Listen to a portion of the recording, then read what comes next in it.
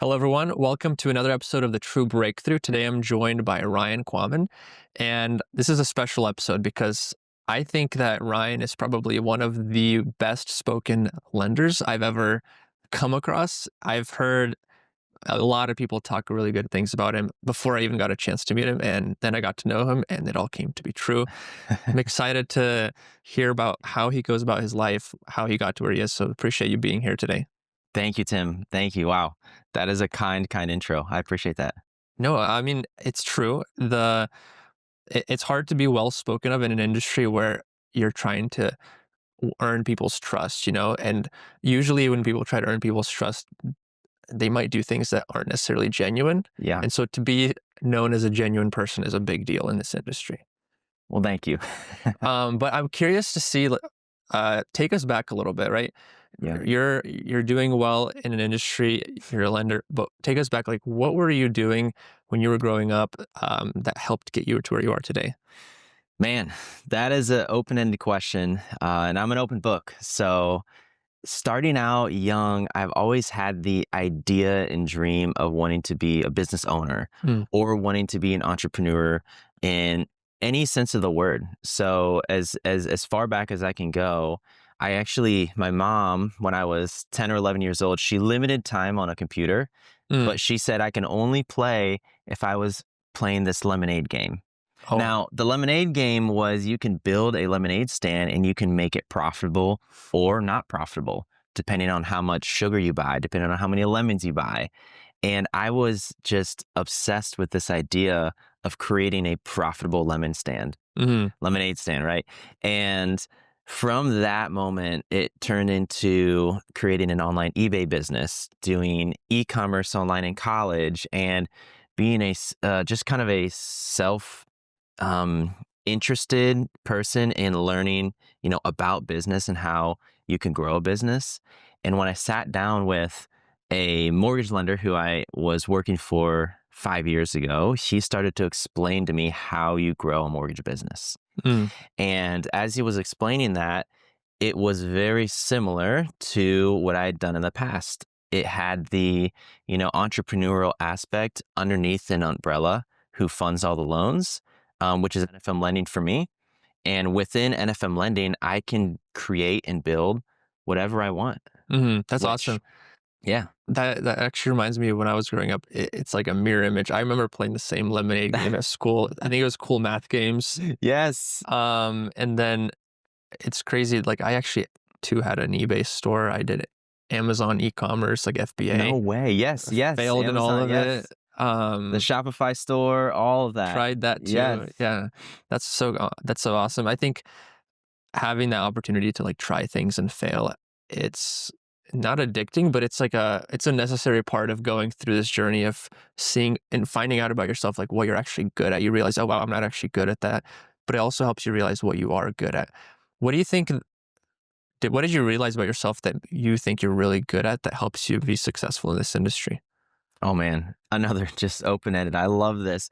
Well, there's a lot that goes through your mind when you know that next month you could be making $0, Mhm. right? Being on a commission scale or a sales role or just a business owner, it's every single day is in your own hands of what you want to do. Mhm. So to take you even further back, my schooling history played a bit of a role in this. I was homeschooled growing up, and in order to get where I needed to go, my mom would make me sit down, do my schooling, and by the end of all my school, if I got done at noon, if I got done at 3, if I got done at 5 p.m., it didn't matter. She says, whenever you're done with your school, you can do with what you want to do for the day. Mhm.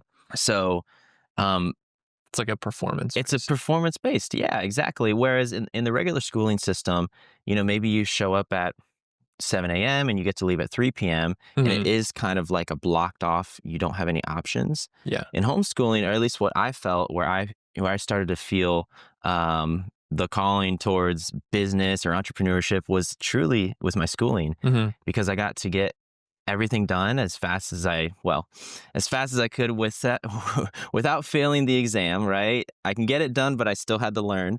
And that's where it clicked. That's when I realized that man, maybe this entrepreneur thing is something that I could be good at. It sounds like a lot of, even when I met up with you earlier, you talked a lot about your parents and the way you were brought up and the lessons that they instilled into you.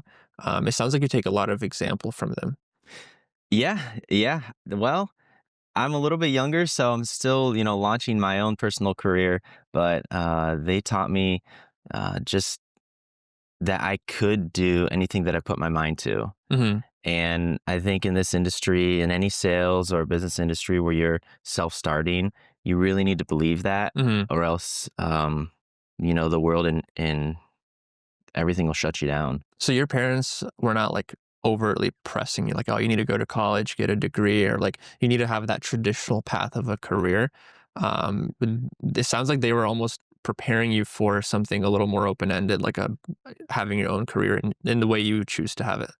Yeah, it's interesting you bring that up because for a large period of my life, they were very on board for the traditional style career, and really when we started doing the homeschooling, which was about halfway through my childhood, their mind shifted a little bit too. They said, Mm, well, if you can do homeschooling, if you homeschooling led into college credit plus mm-hmm, led into graduating college with, a few years to spare because of the opportunities that we took that were maybe a different route, mm-hmm, that provided the mindset where they said, hey, if you want to do something and you want to put your mind to it, we'll be supportive. mm-hmm. So this is my first job out of college, right? Being a mortgage lender, which no one grows up wanting to be a mortgage lender, but they did instill that in me Yeah. for me to even want to launch this way. Hmm. That's awesome. I mean, it's such a big blessing to have that support where your parents are providing Yeah. for you. Yeah. They're teaching you, giving you the skills you need, and then they're supporting your decision. That's huge. I mean, my parents did the same thing. Yes, at first they're like, "Yeah, we want you to go to college. We want you to have that safer option." But I mean, the world has changed, and they were so supportive in allowing me to fail along to get to Yeah. where we are today. I don't think I mean, there's no safe option in this world anymore. You gotta perform. You gotta be able to provide a valuable service to people and really know what you're doing. And there's just no way around that, whether you work for someone or on your own. I agree. I Yeah. agree. What is when you mentioned you're working with a previous mortgage lender, right? And Mhm. I know you'd probably say that NFM Lending's the best team in the world, and I'm not saying that like lightly. Yeah. Yeah. I think you really believe that. Yeah. What do you think you guys are doing at NFM Lending that's so different that maybe that's what made you even switch to work for them in the first place? Yeah, yeah, that's a great question. NFM lending is a very special place. I personally believe, my personal conviction, but also statistics and numbers will back this.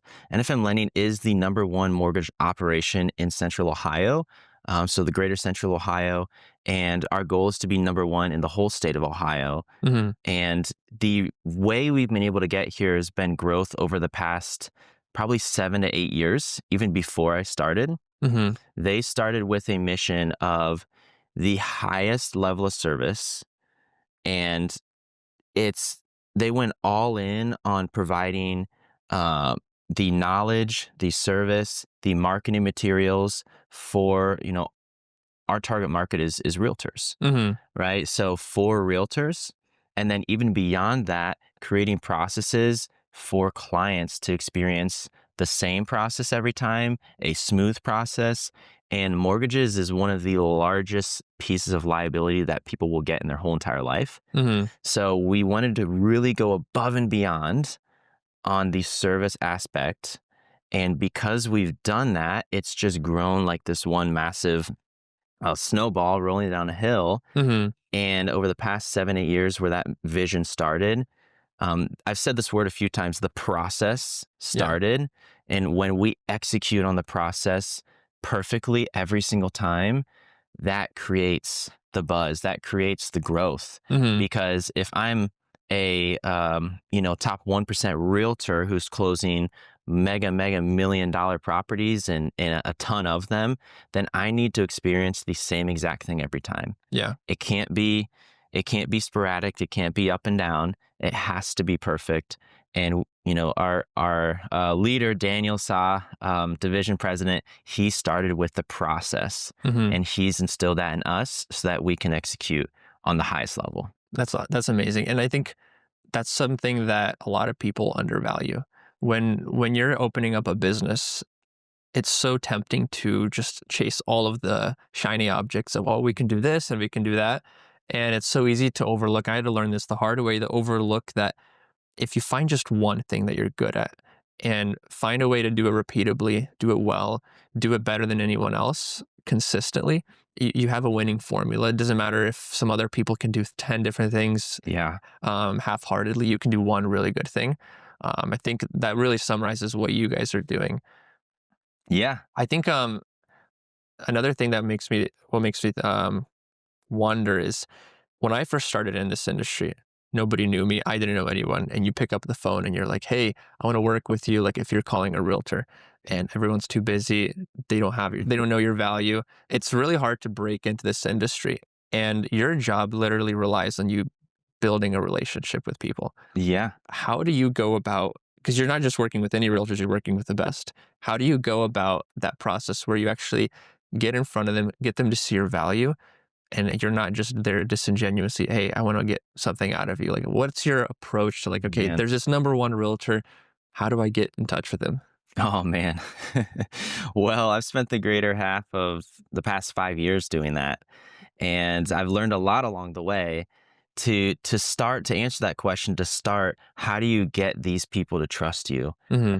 And this is, I'm going to say it as simply put as possible, because there's a lot of things to do. There's a lot of processes you can execute on, as we were just talking about. But as simply put, you genuinely have to want to help others. Hmm. You have to want to provide for others without anything in return. No strings attached. No strings attached. Seriously, no strings attached. Not just, hey, I'll help you and then, or I'll help you here, but expect. It's, how can I help you? Hmm. Don't worry about anything right now. I want to put everything out there for you. If we start to work together, great. If not, it's okay. Right. And when you go in with that mindset and that attitude, you start to realize, number one, the word you said, genuinely, Hmm. you genuinely want to help people. And that goes beyond work. That goes beyond mortgages. That goes beyond being an entrepreneur. That goes to the core of who you are as a person. Hmm. And if you're okay and you willingly want to help people, then you don't have to work to be genuine, because you Hmm. just are. I remember when I was starting out, like, there's so many times where I'm trying to get in touch with the person and it's not working, like you cold call. And I came to a realization that, like, you need to just provide that value. And once you start doing that, it's like a whole world opens up. I, at some points, Yeah. I didn't care if someone worked with me because I knew that we're providing so much value. It's an unstoppable force. People will have no choice. It will be an irresistible thing to work with us because of how much, like, let's say you're providing, if NFM is providing so much value, you guys do the pictures, the videos, you personally are reaching out. Hmm. At some point you're like, what am I missing out on? This is what they're giving to me for, and with no strings attached. It's free. How much greater will it be when when I end up working with them? Yeah, exactly. Because it goes to, like I mentioned, it goes to who they are as a person. Hmm. It goes to the core. The person you want to work with is the one with the convictions in their personal life, the integrity in their personal life. And you really want to make sure that's the, loan officer or realtor or whoever you're working Hmm. with. You really want to make sure that's at their core, because I like you mentioned earlier too, I also started by cold calling, and it's really hard to, like, genuinely get something across on a cold call. Once you get in the door, once you say, here's why I'm calling, here's how I can help, when are you free to meet? Once you get in the door, people will start to see it. Hmm. And, just like the snowball rolling down the hill, everything starts small. And once you start to provide so much genuine help to people, it is like a wildfire. Hmm. And it's at to the point where, you're almost having more trouble stopping it than It's you an are unstoppable continuing it. momentum. Yeah. Exactly. What are some things, maybe you or someone at NFM lending, what's like the craziest thing you guys did to build a relationship with someone? Oh my gosh. Story time, huh? Oh, man. Well, I have an awesome story, You don't have to and say any names, but oh, man, I'll say a name, I'll shout this out, and he wouldn't mind. It's my friend Oscar. He's a top agent in Central Ohio, Oscar Martinez. If you're watching this, love you, bro. Um, Him and I had been connected a long time ago in the industry, and we had parted ways. I saw he was killing it, he saw I was killing it, we rekindled this relationship, and I knew that one of his hobbies was running. mhm. I wanted to hang out with him, and he wanted to run. Well, the problem was I wasn't a runner. So, he said, "Ryan, if you wanna hang out with me, meet me at 6 AM, Park of Roses. We're running 5 miles." Mm. Now, if you're not a runner, 5 miles is eternity, okay? If you're not a runner, 1 mile is eternity. I showed up at 6 AM, and he put me through hell, and and we laughed about it. I was dying by the end of the run. I was walking without a shirt on at 6 AM, heavy breathing. Mhm. But he said, "If you run a few more times, let's run together." So, truth be told, we started running weekly. We started running daily. We started a running group together, and he got me to sign up for a half marathon that year. I ran a half marathon, and most recently, I was running alongside him at his ultra marathon. We ran a lot of miles together. He was the one running. I was just there for You're support, pacing him? pacing him. Yeah. So the craziest thing, I love that story so much, and we're great friends now. Mhm. But we went into it, and he said 6 a.m., 5 miles, be there, and the rest is history. Yeah, that's So, awesome. I mean, that's so funny. I had actually, had a similar experience. My very first client that I ever worked with was Sam Cooper oh no way. back in the day. I Okay. think I was, like, 16. Yeah. And 16, 17, I had no idea about real estate. I was like, I'm just gonna Google a realtor, see what I can do for them. And I was like, hey Sam, I want to do a video for you. He's like, well, do you have any examples? I was like, no. So I went to my parents' house, did a free video of my parents' house. That's the only No house I had way. access to. Send it to him, and he's like, yeah, let's do it. Let's start working together. No And way. I got a little bit of the easier end of the stick. I think Sam just gave me a chance for a 17-year-old Sure. Yeah. for sure, but, we did some pretty cool videos together, but it's kind of, that going off on a limb and Yeah. going above what anyone else is reasonably willing to do. There's a book I'm reading called Unreasonable Hospitality by Will Guidara. He Mm. built the number 1 restaurant in the world in New York Oh, City wow. Wow. through unreasonable hospitality. Like they would overhear a person at the dinner table saying, "Oh man, we're about to take off on our flight. We really wanted to try this chocolate bar from this one store," and the waiter will run down to the store, buy it for them. That kind of stuff is what Wow. made them number one. Which really makes me think of your service aspect. We're in a service-based industry. Yeah. You're not a broker that's just flipping pages and making numbers line up. You're there to provide a service as a person, which is Yeah. um, so necessary and so seldom found like a lot of times. Yeah. Well, you bring that up, and I've spent a lot of time thinking about this.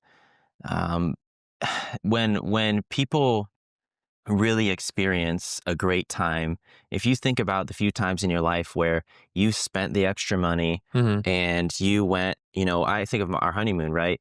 You went to your honeymoon, and you have people bringing you a warm towel when you arrive. They have little popsicles to hand you along the way. They really create and curate a super special experience. mhm, What's gone through my mind is, why can't we as NFM Lending do that within the mortgage industry? mhm, And it's all in the little things, right? Like, if we say, what if instead of getting little waters, what if we had the little Fiji waters, right? Just as an example, right? How can we curate and create such a specific experience that people feel as if they're on their honeymoon? mhm, Right? So that's something that we try to embody, and it's all in the details. mhm. It's all in the details. How do you see your life progressing? You're obviously just starting out in your career. Yeah. Um, and you're talented. You got a lot of opportunity ahead of you. Where do you see yourself? Where would you want to see yourself 5, 10, 20 years from now in like in terms of like how do you want to impact the world? Oh man. I know that's a big question, but I think someone like you deserves to have a big dream. I think about that a lot. It's a big question, but it's on my mind a lot. And I have to shout out my wife Laura. I love her so much, and her and I are on the same page when it comes to the vision and why we work so hard right now, Mhm. right? Because I think there's we're on this earth for a short period of time, and we spend a lot of time inside the business and working. Mhm. And there's really no reason to be locked up in an office all day if there's no end in sight, Mhm. right? If there's no vision, if there's no passion to move the needle, why do it? Yeah. Right. So where I'd love to see, myself and Laura and our family and team in the next 5 to 10 years, I'd really, really like to start developing people. And when I say developing people, it starts with growing a team for our personal business. And when we grow a team, we're at two, well, almost three team members Mhm. starting. So we're growing it, and it is growing right now. But everyone who works on my team, I want them to come, and if they ever do leave, I want them to leave a better person to Mhm. the core, a better person, a better worker, more knowledgeable, and with a future ahead of them Yeah. than they did when they came, right? I want Mhm. them to leave better. So how do you do that? Well, when you develop teams, two things happen. One, you genuinely give back to people, Yeah. whether it's a loan officer or a teammate who's, um, you know, further, or I guess further back than you are, right? Whether you're developing them, you get to impact their life, change it forever, potentially. That's my goal. And you also, in the same breath, you're going to see your business, my personal production, increase as well. When you genuinely want to create a better person and you genuinely want to help people, Mhm. they will perform at a higher level. Mhm. So, my goal in the next 5 to 10 years is to truly grow the team.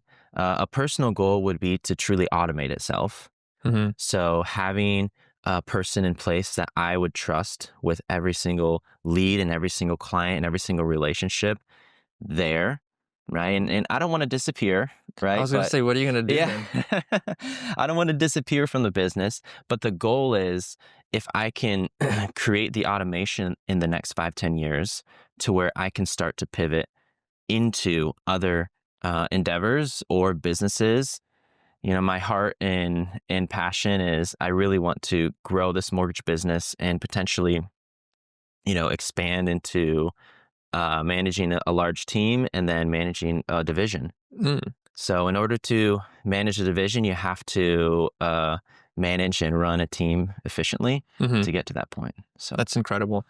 The the aspect that you mentioned of like developing people, I'm sure you could relate to this. I think really comes from how Christ impacted the world, everyone he came in contact with, yeah, because of his deep devotion to serving people. He said, if you want to be great, you got to be the least. yeah, That's something that I'm still waiting on to put in our office. But the motto being like, you got to be willing to serve people. yeah, I wholeheartedly agree with that. Like, I want people that work at our company either to, over the next 20 years, become the best versions of themselves in every area of life, or if they, for whatever reason, don't work with us for that period, they leave better than they came. yeah, Um, Again, in every area of life, hopefully not just for the rest of their life, but even for eternity. But I think that's probably where the core of like even why you do what you do, because mhm, there's no reason why you should go above and beyond to serve people in ways that you possibly might not ever get a return on unless it's not faith based. yeah, yeah, man. I can expand on that too.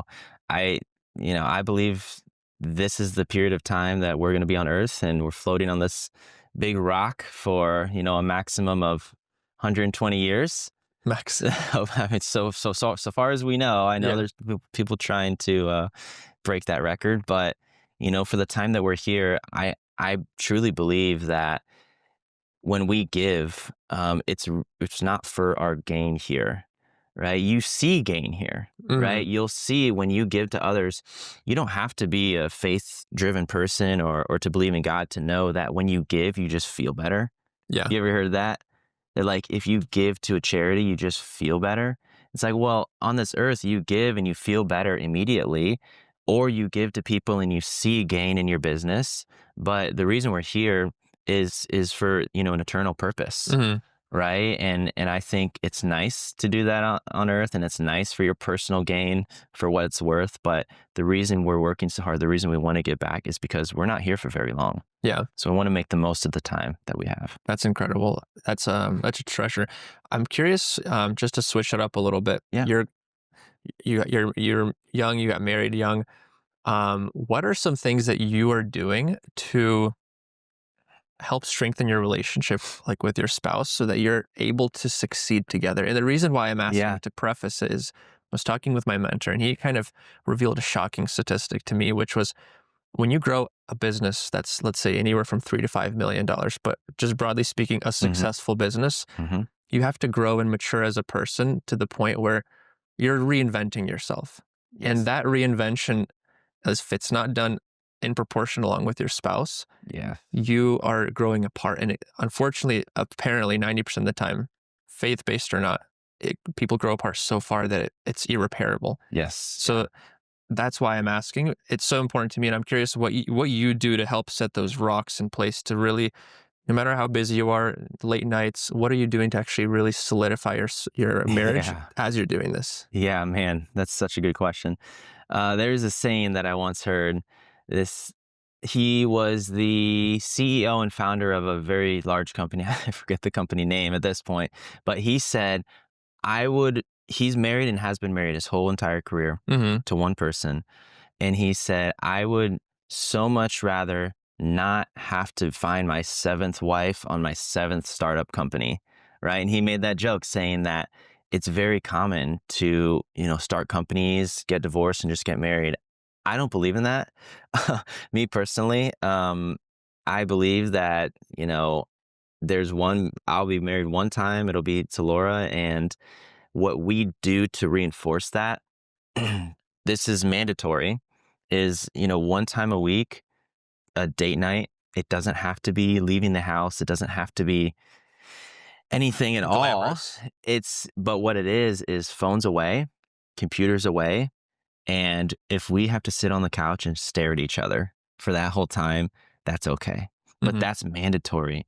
And the time spent with her, or if it is a restaurant, the money spent, if you see that in your head as I'm spending $100 on dinner, ooh, that's a big expense.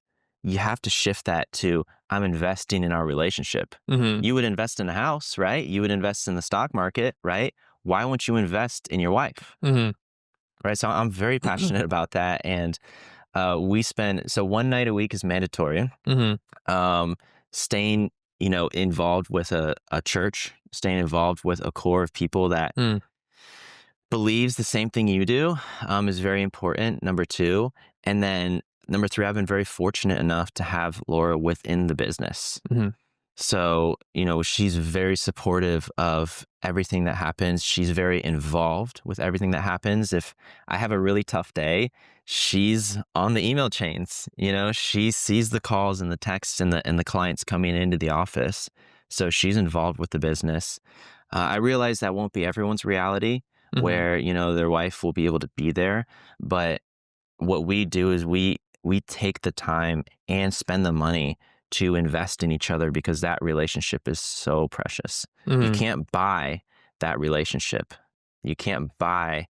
Some people think you can buy a wife or buy a relationship. You just can't. Yeah. And So I think what I've been seeing also a big blessing in is the the synergy that comes from building something together. Even if like my wife doesn't work directly in our business, but she's certainly very involved. yeah. And you see how it's kind of interesting. Like I have a mentor, for example. He grew his business to $100 million in 5 years.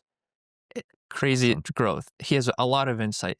And there's some really simple and insightful things he would tell me that I would then realize my wife told me that 6 months ago. And so now I kind of joke that my wife is my best business mentor. I love that. But it's so you don't get to have that benefit from your spouse unless you take the time to invest and to Yeah. grow. Yeah. So I think it's not only necessary to have a strong relationship, but to have a successful business. Like, what's the point of having success in any way of life if the other parts of your life are suffering? Yeah. That's just a caricature of success. Yeah. Anyone can be successful monetarily. Hmm. I fully believe that, but not everyone is successful, with a family, with a wife, Hmm. monetarily.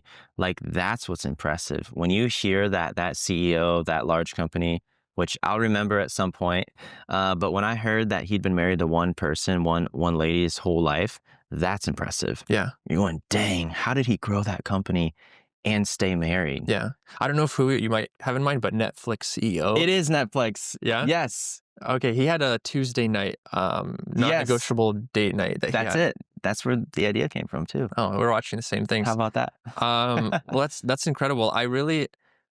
It's really inspiring to hear your approach, and Mm. it makes me really happy that someone like you is succeeding because of. I know it's because of the values. It's not just an accident. It's not just because like Yeah. you dressed well and you just showed up and happened to be in front of the right people. It's genuinely because of the values. And um, what encouragement would you have to your younger self or to someone that's just starting out? It doesn't have to be in the mortgage business as they're starting out. I know you're just starting out. We're Oh just man. starting out too. Yeah. What would you tell them as they're starting out, things to avoid, things that they should do? Oh man. That's such a great question. Maybe we'll watch back this podcast in 5 years and I can give my past self advice and maybe see how my future self is doing. But if I could talk to myself 5 years ago, I would say two things. Number one, I mean, I guess it goes without saying, but really lock down the values of who Mhm, you are. Really lock down the values of what you believe, where your relationship is with God, right? mhm. And that would be number one. Like, understand why you want to do what you want to do.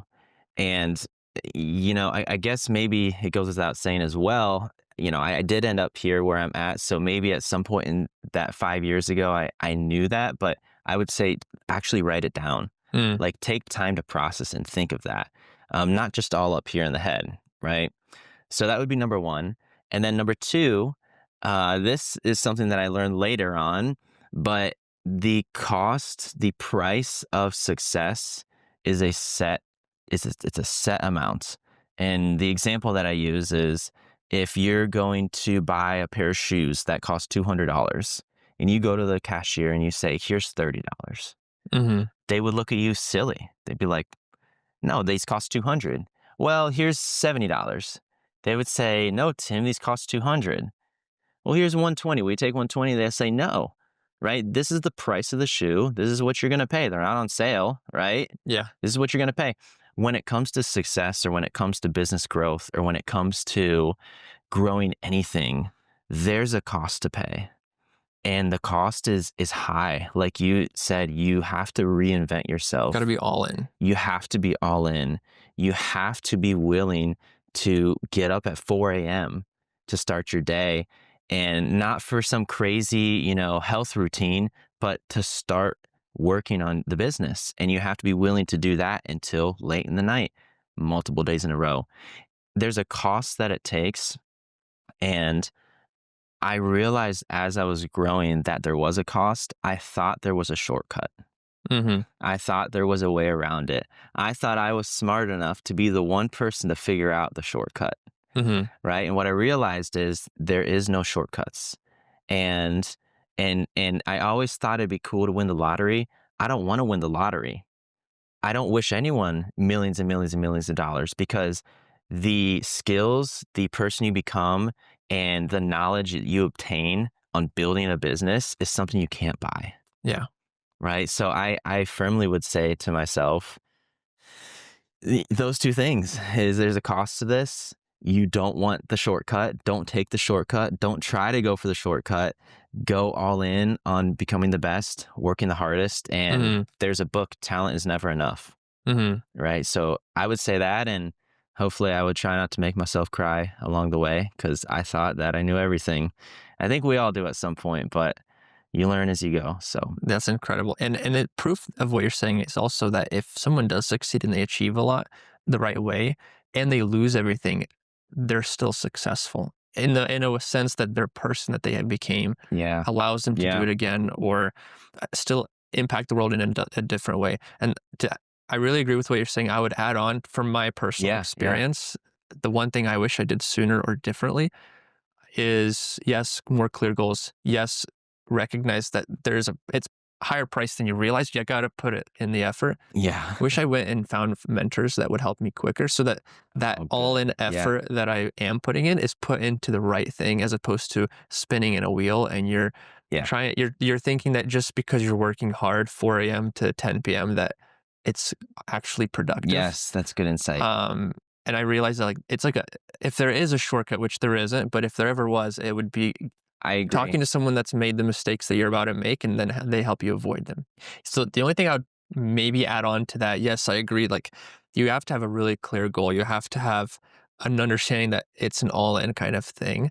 Um, I wish I found mentors sooner. I know you said that there's no shortcuts. I agree. The only shortcut I've ever seen possible is finding someone that has made the mistakes you're about to make so that when you do have those clear goals, they can help you write a better plan. When you do put that all in effort of 4 a.m. to 10 p.m. grind, you're not just spinning on your wheels, but you're actually moving forward. That's Yes. been the biggest game changer, just knowing that you're actually go at least even the simple idea of I know I'm at least going in the right direction. Because sometimes Yes. entrepreneurship, having a business, like I'm going somewhere. I don't even know if I'm going forward or backwards right now. Um, that's probably the biggest thing I would add on Yeah. aside from you, what you mentioned. No, that's well said, and I agree with that 100%. I personally had the opportunity to get a mentor very, very, early in my career, and I almost forget that I've been given that opportunity sometimes because he's turned into just one of my best friends and, like a true mentor. We laugh at this all the time because I'll go to him and I'll say, "Dude, I'm freaking out. I don't know what to do. I feel like my life's in shambles. My business is upside down. What should I do?" And he'll tell me advice and he'll say, "If you do this, this will happen." And then I'll go back to him 6 months later and I was like, how are you always right? Like, you just knew what when he's like, "Bro," he's like, "You just have to trust me." And I just keep doing that cycle every couple months. He says one thing, I do it, this happens, and he's like, "I told you it would happen." So, yeah, I think that would be maybe we don't even call it a shortcut, maybe we call it a speed boost Mhm. in growth. The right way to do it, because otherwise you're just kind of you're being a little too prideful thinking you know it all. Yes. Yeah. And why spend your entire life learning from your own problems when you could skip a few lifetimes, get to it Yeah. sooner, and then actually use that success to impact the world rather than just spending your whole life trying to get to it. Yes. I couldn't agree more.